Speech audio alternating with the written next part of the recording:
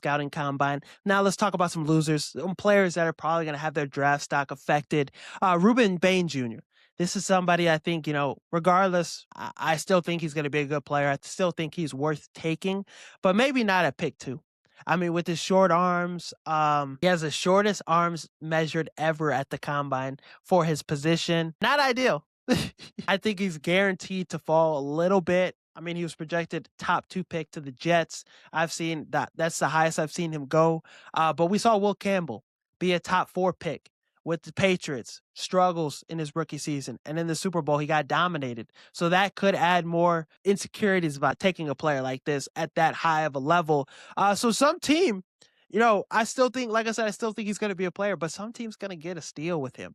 He's going to fall. I don't think he'll fall to, the Chicago Bears at 25 or nothing, but I don't think he's going to be a top 4 pick anymore after this combine, especially you see other guys, David Bailey look good, Sonny Styles, Arvell Reese, a lot of Ohio State guys look really good. Caleb Downs, Jeremiah Love. So there's going to be guys that pass him up with their combine performances. And, it's really not his fault. Really can't do anything about his arms being 30 inches, you know what I mean? Some team's going to get very lucky. My next loser is Denzel Boston. Now, this was a great performance by many receivers at the combine. Jacoby Lane even looked really good from USC.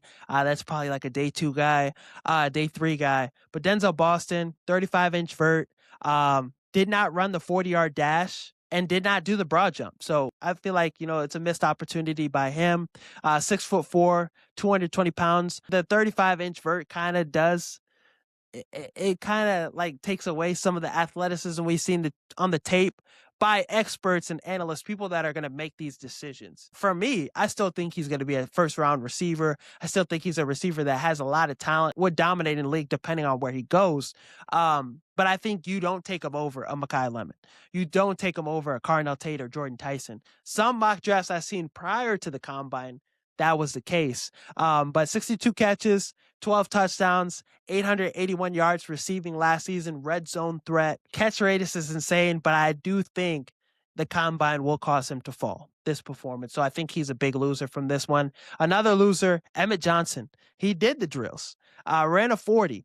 Had a 5.78 RAS score, and some people think the RAS score is the Bible and shit. Experts, analysts. So that score is kind of like, damn, that's, it's a tough blow.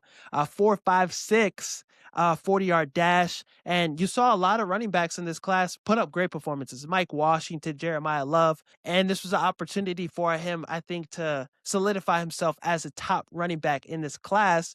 The tape, the season he had, great season at Nebraska, but I think Mike Washington kind of passed him up with this combine. I think Jadarian Price is still viewed as the second best running back in this class, so I don't think he helped his case of being that next guy after Jeremiah Love in a wide open RB class. He was dead last with the bench reps as well. And, there's concern about his lack of breakaway speed.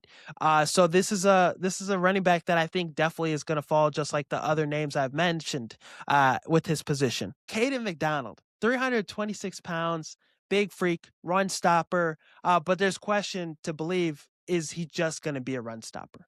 Is that all he will be in the NFL? Is that his ceiling? Because he did look good in the drills. He's not as athletic as the other guys in this class. You look at Zane Durant, Grace Helton, these other guys that put up great performances. Caleb Banks look good. So it's tough when you see all your other guys that you're competing with to be that top guy outperform you in the combine. And these are some big fellas moving. It's tough. The one thing that he would dominate in is the bench reps, and he didn't compete in that. So just not a good combine by him by any means. I'd still take him if I'm the Bears at 25 because you need a run stopper. I mean, he could be developed to be a pass rusher at some point, but like what he is as a run stopper, huge asset that the Bears would need. So it's tough for a performance like that by Caden McDonald. Definitely, I think he set himself a little short, and the performance of others kind of changed the perspective on him as the number 1 guy, in my opinion. But that's all I got for this one. Let me know some other scouting combine losers that you saw. Some people thought the NFC North was going to be the worst division in football this season. They thought it was going to be as bad as the NFC South.